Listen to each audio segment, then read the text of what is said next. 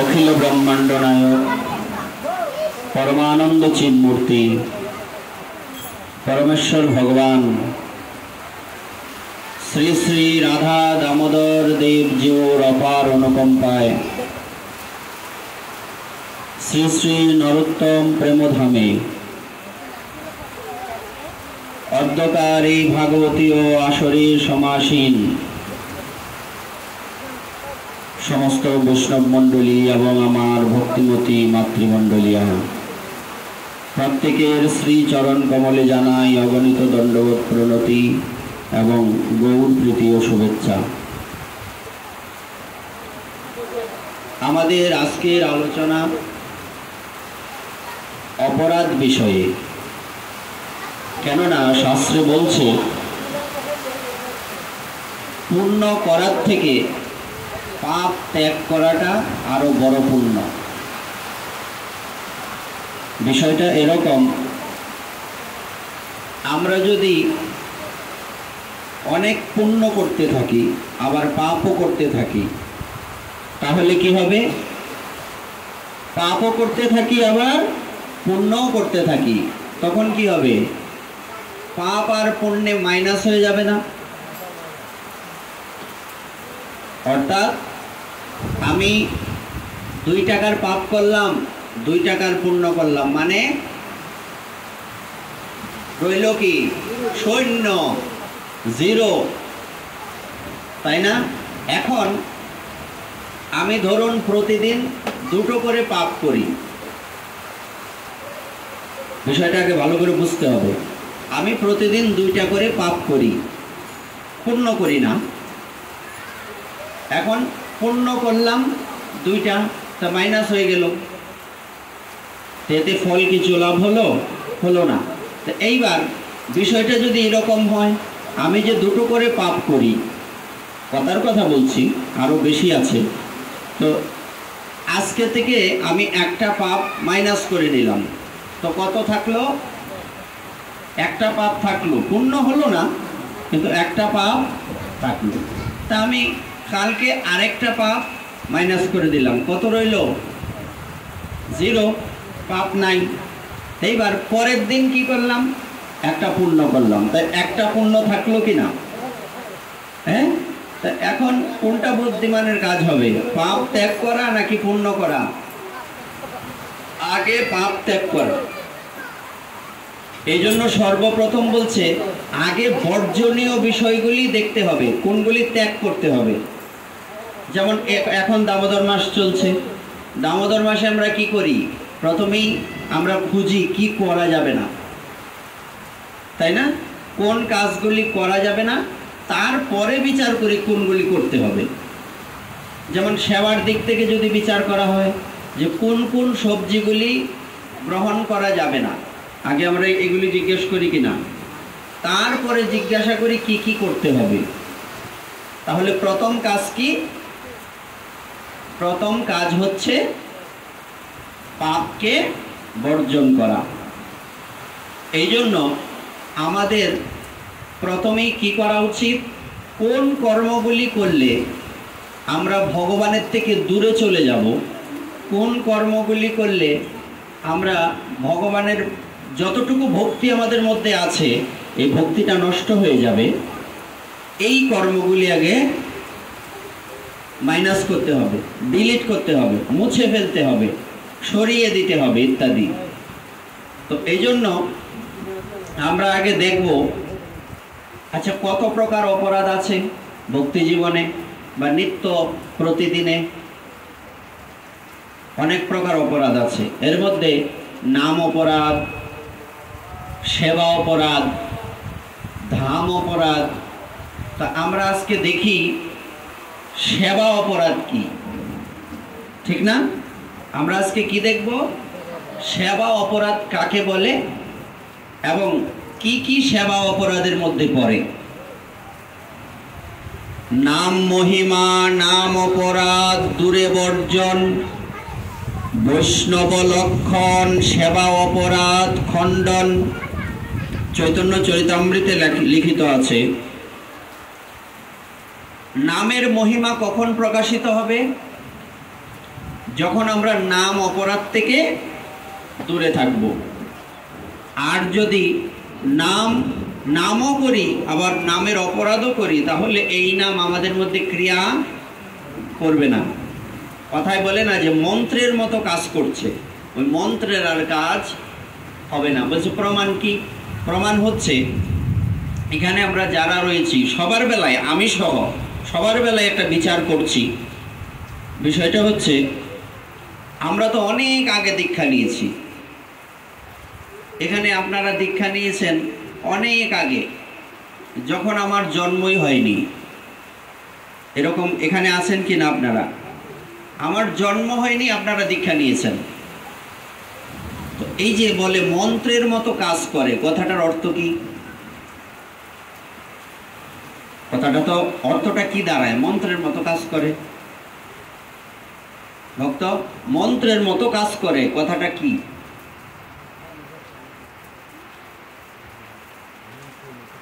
এটা কয় না যে মানুষ মন্ত্রের মতো কাজ করছে রে, বিষয়টা কি? ধরুন একটা আপনি ওষুধ নিয়ে আসলেন বাজার থেকে রোগের জন্য, বলছে না এই ওষুধটা আমার শরীর একদম মন্ত্রের মতো কাজ করছে। এটার অর্থটা কি? মন্ত্রের মতো কেন বলে? ওষুধের মতো বলতে পারে না?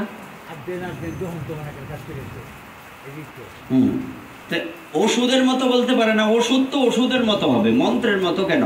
বলছে এর কারণ হচ্ছে মন্ত্র এমন একটা জিনিস, এটা চুম্বকের মতো। মন্ত্রটা কিসের মতো? চুম্বক কি করে? লোহাকে আকর্ষণ করে। মন্ত্র আমাদের কি করে? মন্ত্র হচ্ছে আমাদেরকে তার দিকে, মন্ত্র মানে কি? যার মন্ত্র আমরা জপ করি, নাম, যেমন কৃষ্ণ মন্ত্রে আমরা দীক্ষিত, কথা সত্য কিনা? তো কৃষ্ণ মন্ত্রটা কৃষ্ণ নাম, তার মানে কৃষ্ণ নাম যদি আমি করি তাহলে কৃষ্ণ আমাকে তার দিকে আকর্ষণ করবেন। এটাই তো বাস্তব। হ্যাঁ, চুম্বকের মতো আকর্ষণ করবেন। এই কথাটা কে বলছিলেন? ভক্ত প্রহ্লাদকে যখন জিজ্ঞাসা করা হলো, তোমার বয়স মাত্র 3 থেকে 3.5 বৎসর বা সর্বোচ্চ 4 থেকে 5 বৎসর, এই বয়সে তুমি বিষ্ণু ভগবানের প্রতি এত আকৃষ্ট কি করে হলে? তখন উনি বলেছিলেন যে আমি নিজেও জানি না যে ভগবান বিষ্ণুর প্রতি আমি কি করে আকৃষ্ট হলাম, বরং আমার মনে হয় ভগবান বিষ্ণু আমাকে চুম্বককে যেমন লোহা আকর্ষণ করে, উনি চুম্বক, আমি হচ্ছি লোহা, উনি আমাকে এরকম আকর্ষণ করেন। কেন আমি জানি না, বিষয়টা কি কেন আমি জানি না। তো এই জন্য এই কথাটা কি কারণে বলছি বোঝালে বুঝতে পারা যাবে। মন্ত্রের কাজ হচ্ছে আমাদেরকে, যার মন্ত্র জপ করছি এই মন্ত্র আর তার মধ্যে কি পার্থক্য আছে? কৃষ্ণ নাম আর কৃষ্ণের মধ্যে কি পার্থক্য? আপনারা তো কৃষ্ণ নাম করেন, কৃষ্ণ নাম আর কৃষ্ণের মধ্যে পার্থক্য কি?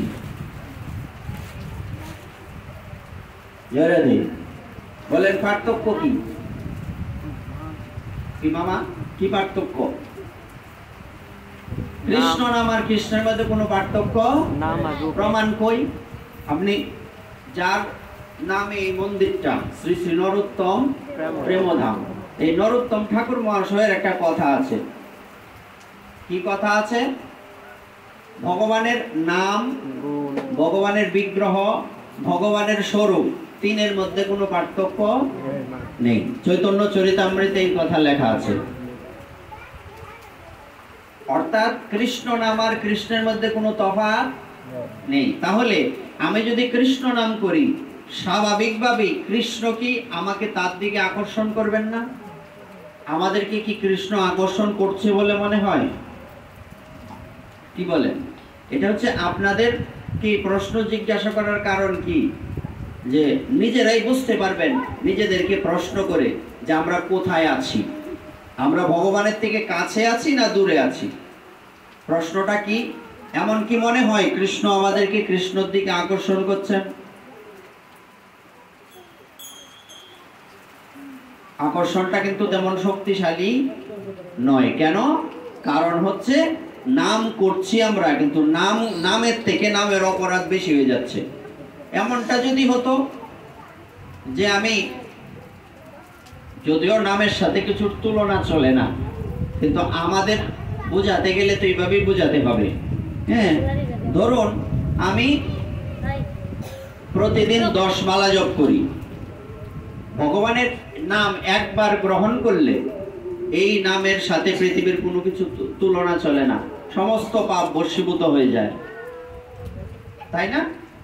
একবার রাম নামে যত পাপ হরে বা কৃষ্ণ নামে যত পাপ হরে, জীবের কি সাধ্য আছে তত পাপ করে? একবারেই হয়। কিন্তু আমি একটা বোঝাচ্ছি আর কি। ধরুন আমরা প্রতিদিন 10 মালা জপ করি, তাই না?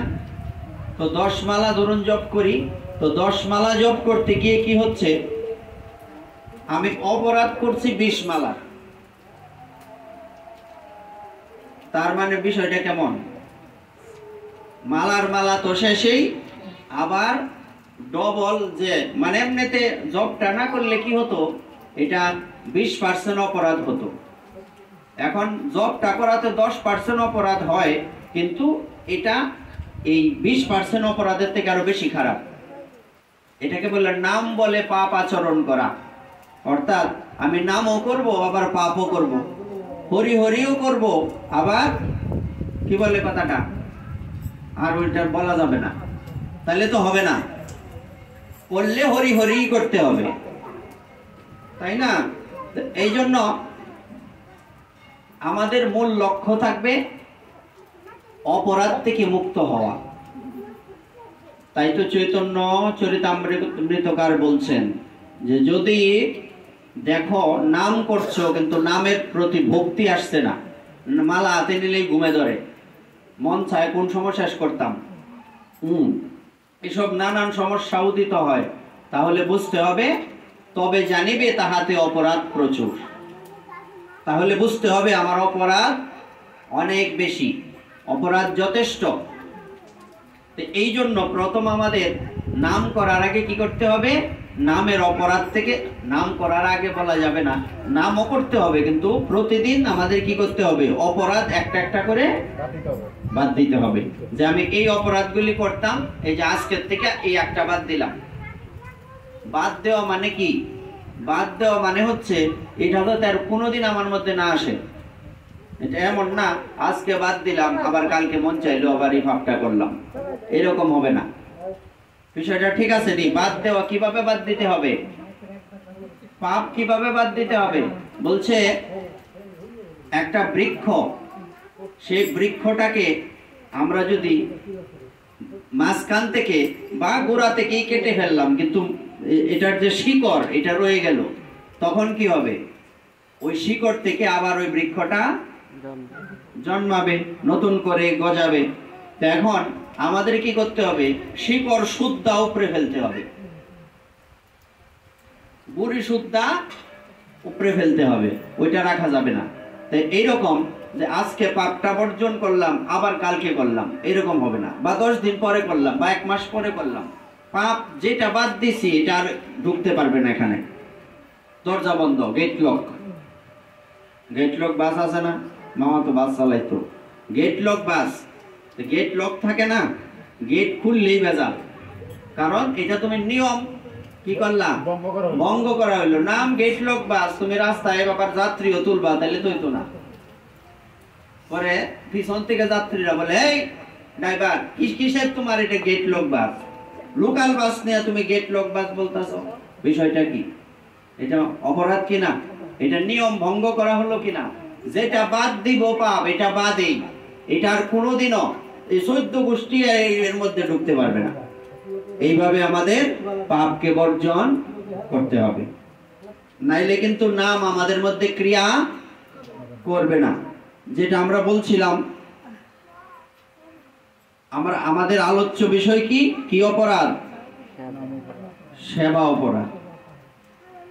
নাম দিয়ে বুঝালাম, নাম অপরাধ, সেবা অপরাধ, ধাম অপরাধ, বৈষ্ণব অপরাধ, হ্যাঁ, গুরুচরণে অপরাধ, হ্যাঁ, এইসব অপরাধ থেকে আমাদের মুক্ত হতে হবে। 32 প্রকার সেবা অপরাধ রয়েছে। কত প্রকার?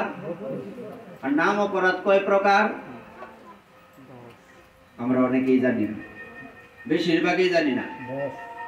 নাম অপরাধ কয়টি? 10 প্রকার নাম অপরাধ। এখন অপরাধ সম্বন্ধেই জানি না, মানে বিষয়টা হচ্ছে আমি স্কুলে পড়ি, কিন্তু স্কুলে পড়লে কি নিয়ম মানতে হবে এটা জানি না। তাইলে কি আমি ছাত্র?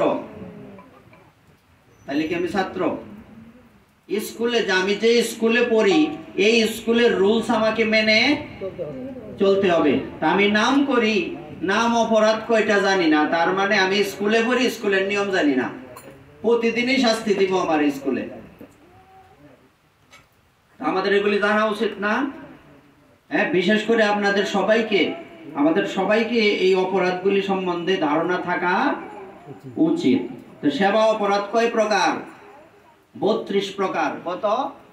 মনে রাখবেন, শুধু প্রকার মনে রাখলে হবে না, এগুলি জানতে হবে। নাম অপরাধ কয় প্রকার? 10 প্রকার। আচ্ছা, সেবা অপরাধ সম্বন্ধে কি লেখা আছে দেখুন। প্রথম হচ্ছে গাড়ি পালকি আদিতে চড়িয়া অথবা জুতা খরম আদি পায়ে দিয়া শ্রীমন্দিরে গমন। প্রথম সেবা অপরাধ হচ্ছে গাড়িতে চড়ে বা পালকিতে চড়ে কখনো মন্দিরে যাওয়া উচিত নয়। বলছে, এখন প্রশ্ন করতে পারেন আমরা অনেক দূর থেকে আসবো, আমরা কি হেঁটে আসবো? অনেক দূর থেকে কি হেঁটে আসা সম্ভব? বাজার থেকে এই পর্যন্ত আসি না, রিক্সা লাগে, সম্ভব কি? বলছে এটা নয়। আপনি যখন কোনো মন্দিরে যাবেন, আপনারা মন্দিরের সামনে গিয়ে গাড়ি থেকে নামবেন না, অনেকটা আগে নেমে যাবেন। ঠিক আছে নি? এটা গেল। অনেক সময় দেখা যায় কি জুতার জন্য কীর্তনের আসর, ভাগবতের আসরের কি একটা অবস্থা আছে না? নাই এরকম।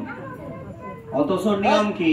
আগের দিনের যারা ভক্ত তাদেরকে জিজ্ঞেস করে দেখবেন, গুরুদেবের বাড়িতে গেলে জুতা কই রেখে যাইত? কই রাখতো? অনেক দূর যদি বাড়ি থাকতো, কাছাকাছি বাড়ি থাকলে তো জুতা বাড়িতে রেখে যাইতো।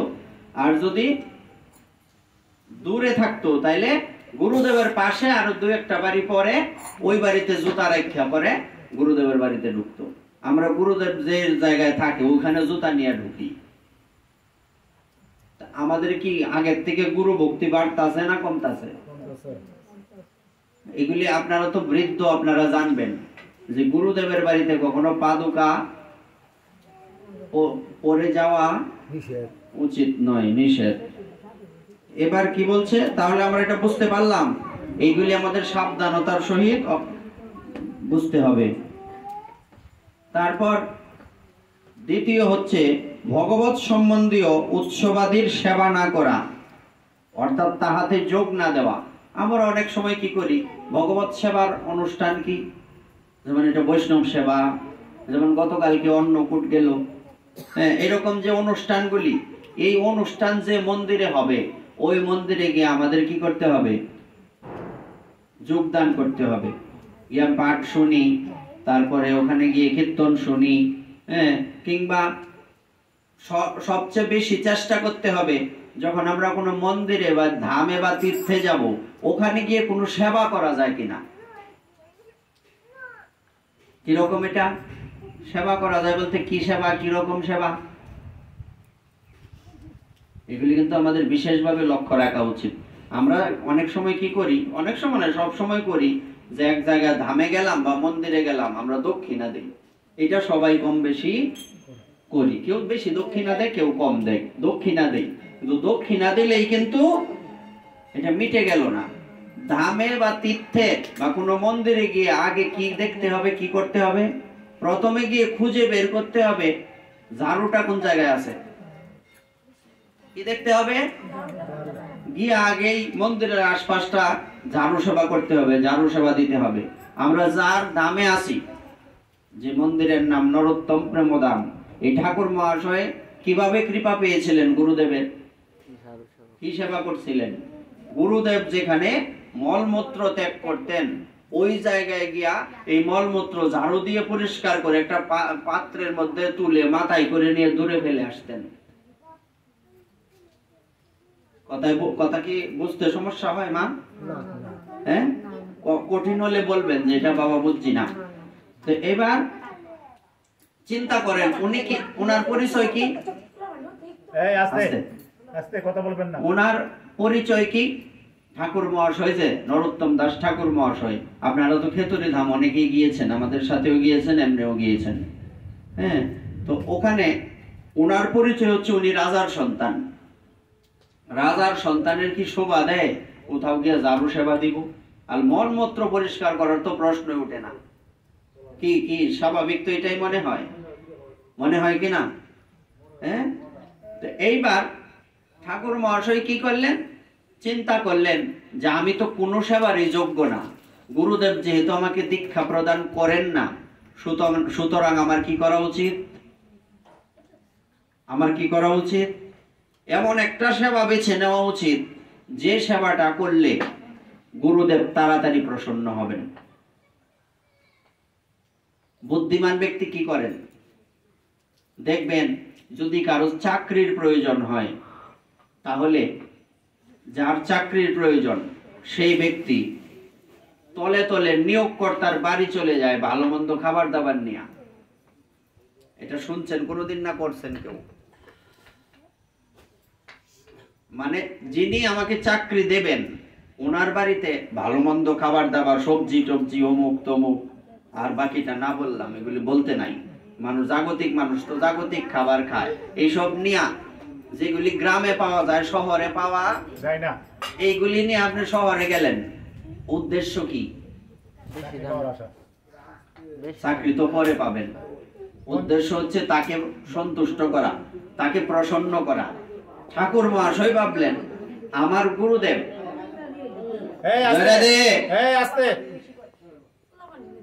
আমাদের এবার ঠাকুর মহাশয় ভাবলেন আমি যাকে গুরুদেব হিসেবে স্বীকার করেছি ইনি আমাকে দীক্ষা দেবেন না। হ্যাঁ, আর আমি সংকল্প করেছি আমি কি করব? আমি দীক্ষা নিলে ওনার থেকে নেব।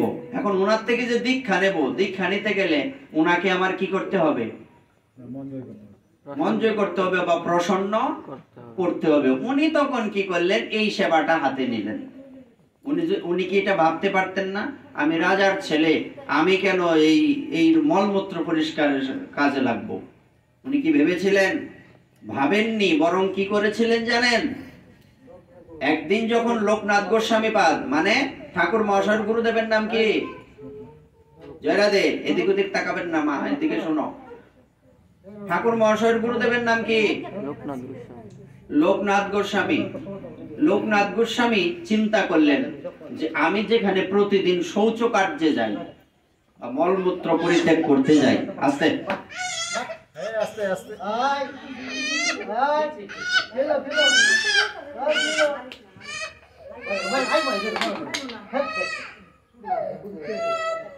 যেখানে আস্তে জয়রাধি, যেখানে আমি প্রতিদিন মলমূত্র পরিত্যাগ করতে যাই, এই জায়গাটা পরিষ্কার থাকে কেন?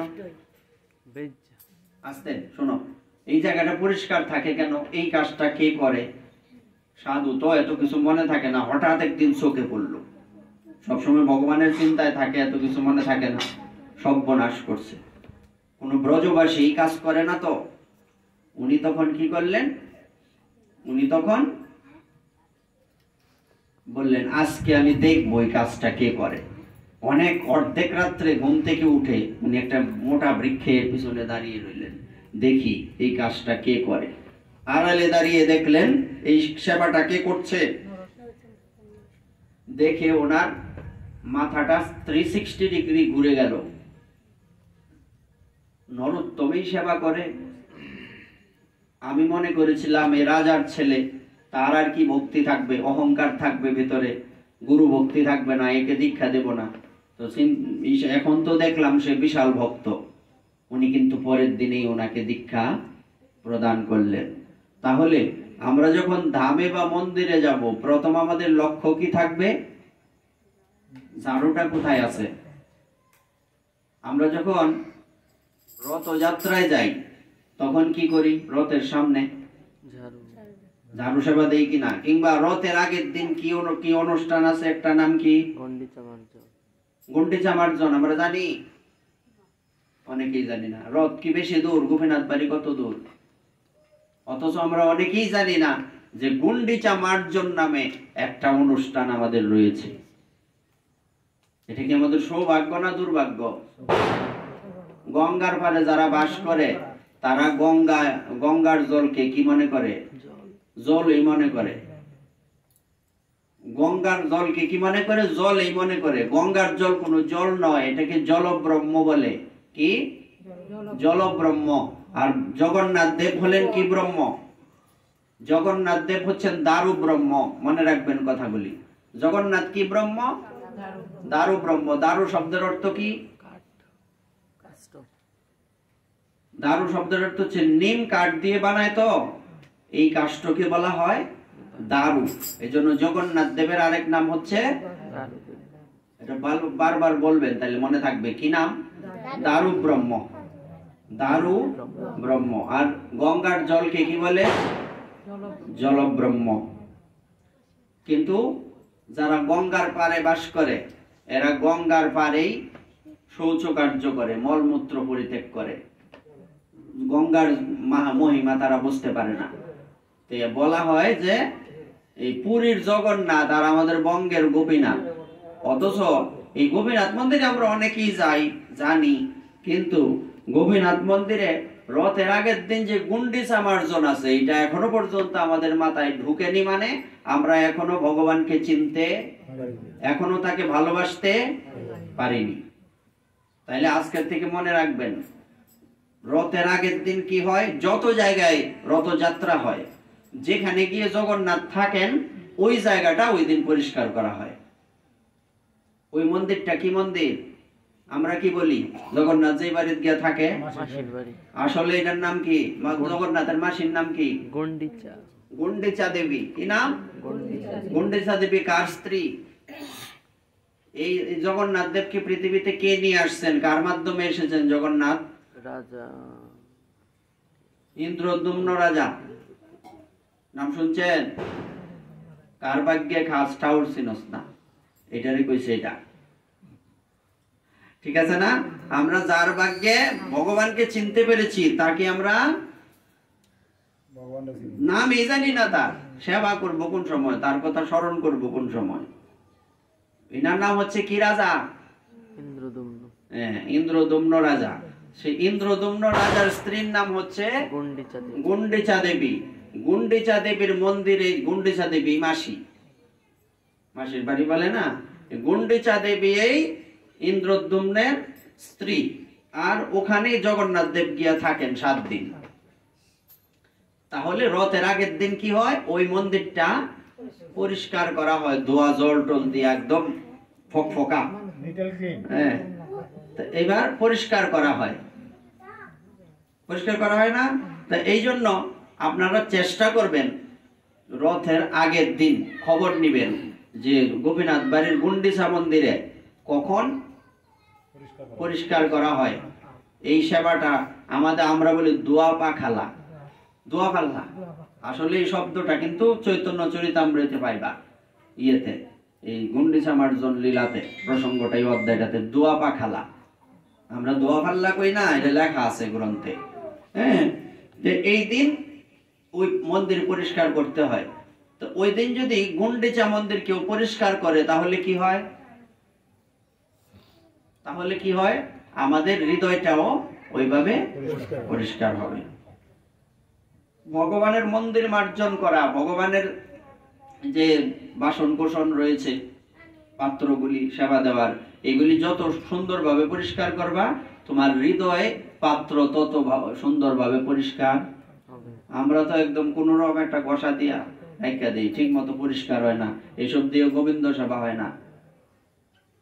একবার আমি বৃন্দাবনে, এটা ধরেন অগ্রহায়ণ মাসের দিকে হবে, নিয়ম মাসের পরে, যেই বছর আমরা নিয়ম মাস 1 মাস ছিলাম রাধাকুণ্ডে, নিয়ম মাসের পরে এই কোথায় গেলাম,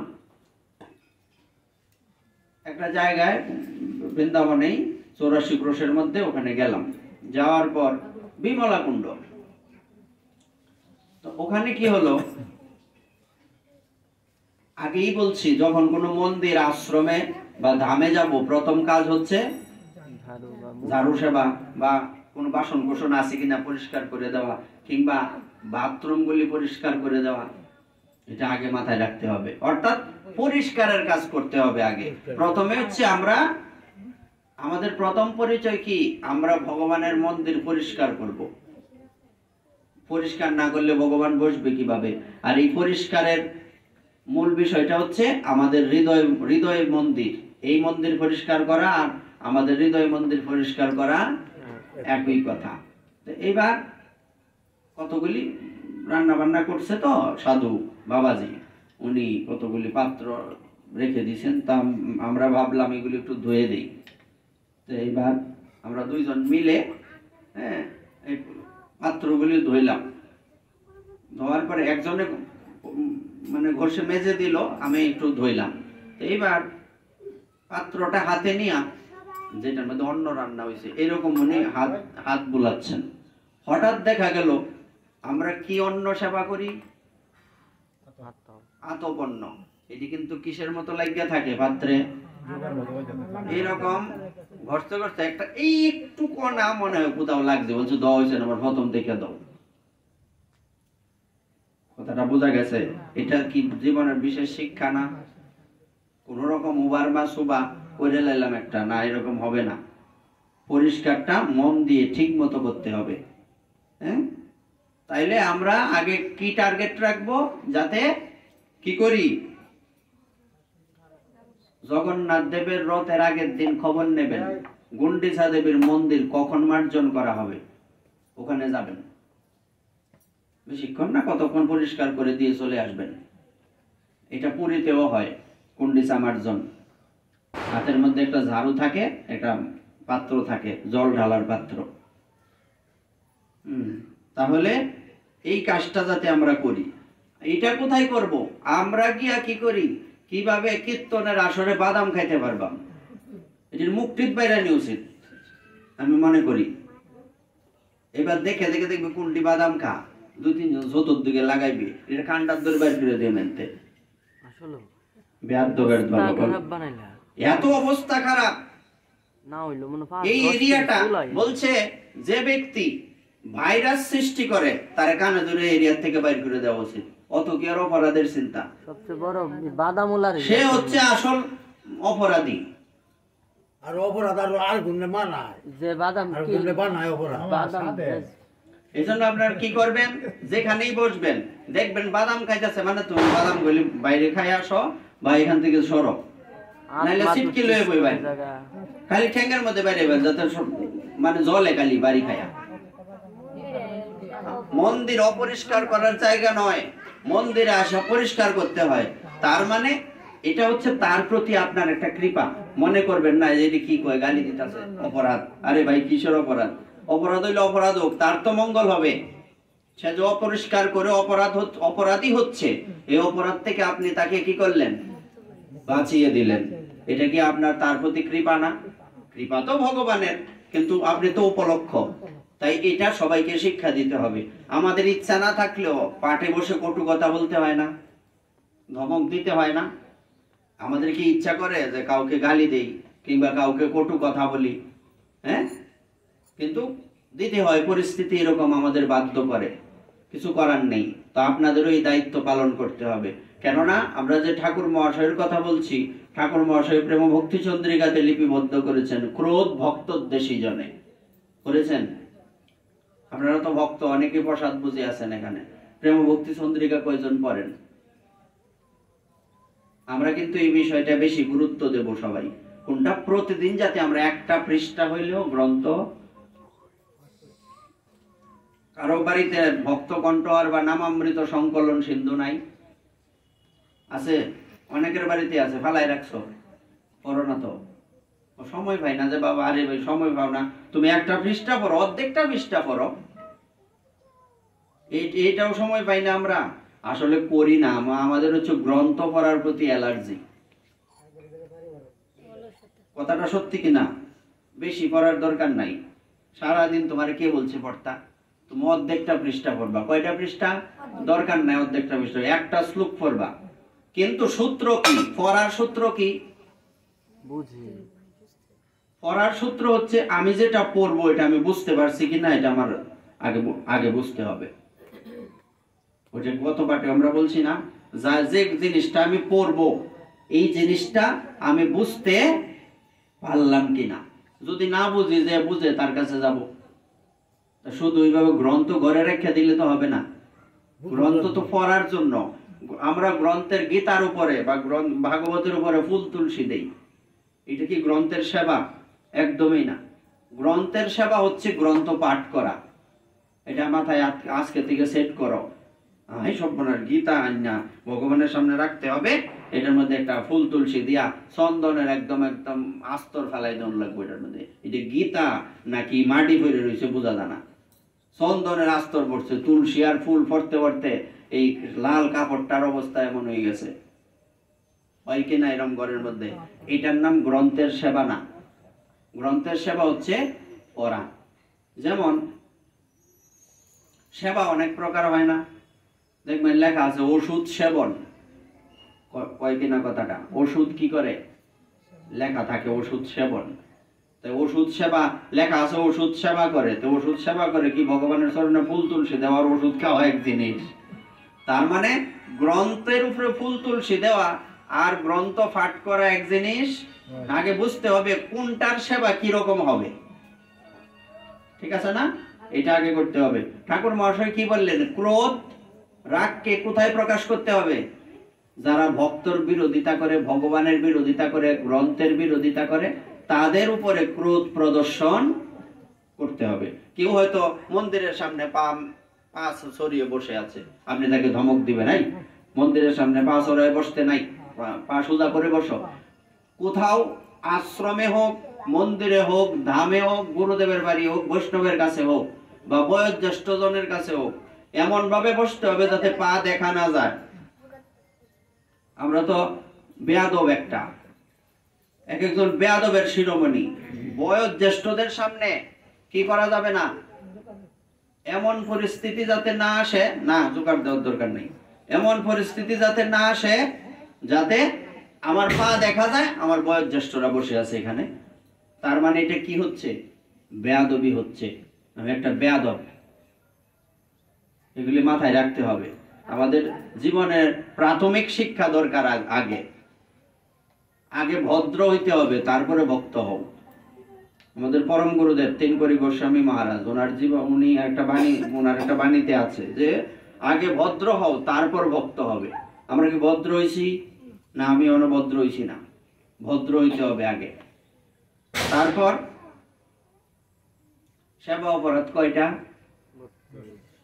সেবা অপরাধ কয়টা? তুমি কও, সেবা অপরাধ কয়টা? 10টা। আমি 3-4 বার কইছি। সেবা অপরাধ 32টা আর নাম অপরাধ 10টা। তা আমরা কয়টা কইছি? হকলে 31 টাকাটা বলবো। তার মানে এই একদিনে কোনো ভাগবতের কথা হয় না। সিরিয়ালে থাকলে একটা একটা সুন্দর করে বিশ্লেষণ করা যায়। আমি যদি পয়রা যাইতাম গা, কি বুঝলে হইলে, মাথায় ঢুক লইলে, দেখো তো একটা কথা বলতে গিয়া একটা লাইন না, অর্ধেকটা লাইন। এখানে একটা এই গ্রন্থের পৃষ্ঠার অর্ধেকটা লাইন বুঝাইতে গিয়ে আমারও একদিনের পাঠ শেষ। আর কোনো কথা আছে না? আচ্ছা, আর 2-1টা কই, একটু একটু সময়ও নাই। আবার ওখানে গিয়ে আরতি করো, আবার পাঠ করো। হ্যাঁ, 2 নম্বর কি? তাহলে আমরা কি বুঝলাম? মন্দিরে আমরা কখনো গাড়িতে করে, পালকিতে করে অথবা জুতা খরমাদি পায়ে দিয়ে গমন করব না। জুতাগুলি একটু যথা সম্ভব একটু দূরে রেখে আসতে হবে, তাই না? জুতা এমন জায়গায় রাখবা মন্দিরের সামনে টাইলস গুলি একদম জুতার বালিতে অপরিষ্কার হয়ে গেছে, আর বৈষ্ণবরা এটা পরিষ্কার করব। সুন্দর না? হিমা, সুন্দর না? এই যে এই জায়গায় টাইলস তো নাই, টাইলস না থাকুক, কিছু তো আছে সামনে। এই জায়গায় আইলা, তোমার জুতার বালুটি নত হয়ে গেলাম। হ্যাঁ, এইবার বৈষ্ণব যেন সেবা দিতেছে, এই বৈষ্ণব এটি পরিষ্কার করব। কত সৌভাগ্য তোমরা, বৈষ্ণব রে বানাইছো নিজের বাড়ির চাকর। তার মানে এই জিনিসটিকে আমরা ভাবি কি করবা, দূরে রেখে আসবা। মানে জুতা আনছি না মানে এই না যে আমার কাজ শেষ, আমি আর মন্দির পরিষ্কার করতাম না। এটা আমার জন্য, মানে যিনি পরিষ্কার করবেন তার জন্য এটা সৌভাগ্য। কিন্তু আমি যে অপরিষ্কার তো করে তো গেলাম, আমার জন্য এটা ভজনের ক্ষতি। তো বুদ্ধিমানের কাজ কি হবে? যে ব্যক্তি মন্দিরের সেবায়ত পরিষ্কার করবে তার ভগবত ভক্তি হবে, সে বৈষ্ণব জ্ঞানে সবার জুতার কি বালি এখানে পরিষ্কার করবেন। আর আমি যে অপরিষ্কার করে তো গেলাম, আমার কি হবে? আমার অপরাধ হবে। তার মানে এইগুলির থেকে আমাদের মুক্ত থাকতে হবে। এই জায়গা প্রতিদিন আইসা যেই সময় পাইবা দেখবা একটু একটা পাতা পড়ে রয়েছে, এটা একটু দূরে সরাই দিলাম। বেশি সময় লাগে বাড়িতে তো হাড় ভাঙ্গা ইয়োর গাদার মতো পরিশ্রম করো, মন্দিরে আইসা কেন এত অ্যাটিটিউড, মন্দিরে আইসা কেন এত উৎপাত? হ্যাঁ, এখানে বরং এখানে আরো বেশি পরিষ্কার করতে হবে। যদি কারো ঝাড়ু না থাকে, জগন্নাথ মন্দিরের সামনে রথের সামনে কি করা হয়? নিজের উত্তরে দিয়ে পরিষ্কার করে। করছো কোনোদিন? করো না? কেড়ে যাও রথে, রথে যাই কেন আমরা? এগুলি দেখতে হবে। এবং আশ্চর্যের বিষয় হচ্ছে পুরীতে যখন রথযাত্রা হয় প্রতি বছর, এই প্রথম রথের সামনে কে পরিষ্কার করে? ঝাড়ু দেয় কে জানো? এইও জানো না। প্রথম ঝাড়ুটা রথ যখন টান দিবে, টান দেওয়ার আগেই দুই দড়ির মাঝখানে যে জায়গাটা আছে না, ওই জায়গাটা কে আগে ঝাড়ু দেয়? উড়িষ্যার রাজা, পুরীর রাজা। এটা দিয়ে কি বোঝানো হলো? এখানে রাজা, এই ভিখারি, ব্রাহ্মণ, শূদ্র, এখানে কোনো এসব হিসাব। পুরীর প্রসাদের মাহাত্ম্য কি বলছে? একই থালে গুরু শিষ্য সেবা করতে পারবে একমাত্র কোথায়? পুরীতে, আর কোথাও না। অপ্রসাদী প্রসাদী কোনো জ্ঞান নাই ওখানে, একমাত্র পুরীতে। মানুষের প্রসাদের কোনো বিচার নাই। এটা কোন জায়গা? বুঝতে পারছো কথাটা? মানুষকে প্রসাদ হয়ে গেলে আর বিচার নাই। এটা কোন জায়গা? পুরীতে একমাত্র। একটা কুকুরের মুখ থেকে তুমি নিয়ে প্রসাদ পাইতে পারবা, তোমার কোনো সমস্যা নাই। এটা হচ্ছে মহাপ্রসাদের মাহাত্ম্য। পুরীতে কিসের মাহাত্ম্য? মহাপ্রসাদের। নবদ্বীপে কিসের মাহাত্ম্য? এগুলি জানতে হবে। নবদ্বীপে কিসের মাহাত্ম্য? গঙ্গার। বৃন্দাবনে কিসের মাহাত্ম্য? ধুলির। বুঝা যায়? বৃন্দাবনে কয় ব্রজের ধুলি, কয় কিনা? ব্রজে কি? ব্রজে হচ্ছে ধুলি। নবদ্বীপে হচ্ছে গঙ্গা, পুরীতে হচ্ছে মহাপ্রসাদ। মহাপ্রসাদ কেমনে হয় জানি আমরা? মহাপ্রসাদ প্রথমে রান্না করা দ্রব্যগুলি কোথায় নিয়ে যাওয়া হয়? জগন্নাথ মন্দিরে, জগন্নাথের সামনে। জগন্নাথ, বলদেব, সুভদ্রার যখন ভোগ হয়, এটা হয় প্রসাদ। এটা তারপরে বিমলা মন্দিরে আসে। বিমলাকে, দেবী বিমলাকে আমরা চিনি, তোমরা শুনছো হয়তো বা জানো। দেবী সতীর দেহটা 51টা খণ্ড হয়েছিল। যখন মহাদেব দেহটা নিয়ে নৃত্য করছিলেন না, তখন চক্রের দ্বারা ভগবান বিষ্ণু কয়টা খণ্ড করছে? এই 51টা খণ্ড যেখানে যেখানে পড়ছে, এই জায়গাগুলিকে কি বলা হয়? 51 শক্তিপীঠ। কি বলে? এগুলি মনে রাখবা, 51 শক্তিপীঠ। ওই 51 শক্তিপীঠের একটা পীঠস্থান হচ্ছে পুরীতে। তো এই 51 শক্তিপীঠে 51টা দেহের অংশ পড়ছে। এক একজন এক দেবীর এক একটা নাম এক এক জায়গায়। যেমন এই কি বলে, পুরীতে কি নাম? বিমলা দেবী। বিমলা দেবী। এরকম এক একটা জায়গায় এক এক নাম আছে। বাংলাদেশে মনে হয় 5টা না কয়টা আছে। যশোরে, তারপরে কোথায় কোথায় এরকম আছে। 5টা না 6টা জানি না, 4টা আছে। 5টা। চন্দ্রনাথে একটা আছে, যশোরে আছে একটা। এরকম আরো কয়েকটা। তাইলে এটা আমরা বুঝতে পারছি তো। তাইলে এই বিমলা দেবীর সামনে যখন ভোগ নিয়ে আসা হয়, বিমলা দেবী যখন সেবা করেন তখন সেটা কি হয়? মহাপ্রসাদ। আচ্ছা, তাহলে ভগবত সম্বন্ধীয় উৎসবাদির সেবা না করা, অর্থাৎ তাহাতে যোগ না দেওয়া। দ্বিতীয় হচ্ছে যেখানেই উৎসব হবে, যেখানেই ভগবত সম্বন্ধীয় কোনো অনুষ্ঠান হবে, এটা অন্নকূট হইতে পারে, নাম সংকীর্তন হইতে পারে, বৈষ্ণব সেবা হইতে পারে, এটা রথযাত্রা হইতে পারে, এটা ঝোলন যাত্রা হইতে পারে, এটা দোল যাত্রা হইতে পারে, একাদশীর রাত্রি জাগরণ হইতে পারে, ভাগবত পাঠ হইতে পারে, ওখানে কি করতে হবে? আমাদের যোগদান করতে হবে। যোগদান কয় ভাবে করা যায়? নরমালি 3 ভাবে। এক হচ্ছে কি অপরিষ্কার করা, এটা তো আছেই, দেহ মন কায় মন বাক্যে, এটা তো আলাদা, অপরিষ্কার করা গিয়া। 2 হচ্ছে কিছু দক্ষিণা তো দিতেই হয়। আর ওখানে গিয়ে ওই অনুষ্ঠানে, যেমন আজকে এখানে আসছো, এইখানে ভাগবত পাঠ হচ্ছে ভগবানের সামনে, তাহলে এটাও এক প্রকার সেবা অপরাধ থেকে মুক্তির একটা রাস্তা। এখানে আসার ফলে কিছুটা সেবা অপরাধ আমাদের কি হয়েছে? মোচন হয়েছে। তাহাতে যোগ দিতে হবে, না দিলে কি হবে? সেবা অপরাধ হবে। শ্রী বিগ্রহের সাক্ষাতে প্রণাম না করা, ভগবানকে দেখলেই প্রণাম করতে হবে, দর্শন করা মাত্রই প্রণাম করতে হবে। যেমন এটা বলা আছে যে কোনো বৈষ্ণব সাধু বা গুরুদেবের সামনে যখন আমরা যাব, ওখানে গেলেই যেই গুরুদেবের দর্শন হয়ে গেল, একটা বৃক্ষকে গোড়া থেকে কেটে ফেললে ওটা যেরকম ধপাস করে পড়ে না, এরকম গুরুদেবকে, বৈষ্ণবকে, ভগবানকে দেখলে এরকম প্রণাম করতে হবে। যদিও মায়েদের দণ্ডবত প্রণাম নাই, কিন্তু প্রণাম মাটিতে তো করতে হবে। হ্যাঁ, এটা আমরা আগেও বলছি। কোনোদিন যদি সুযোগ হয়, আমরা কি গত পাঠে বলছিলাম কিভাবে প্রণাম করতে হয়? হ্যাঁ, আরেকদিন বলবো, এটা আজকে না। তাহলে ভগবানকে, গুরুদেবকে, সাধুকে দেখলে প্রণাম না করলে কি হবে? কি অপরাধ হবে? সেবা অপরাধ। এটা হচ্ছে তৃতীয় সেবা অপরাধ। চতুর্থ হচ্ছে উচ্ছিষ্ট বা অসুচি অবস্থায় ভগবত বন্দনাদি। শরীর অপবিত্র থাকলে ভগবানকে দর্শন করা যাবে? শরীর অপবিত্র থাকলে, স্নান নাই, কিছু নাই, মালা জপ করা যাবে?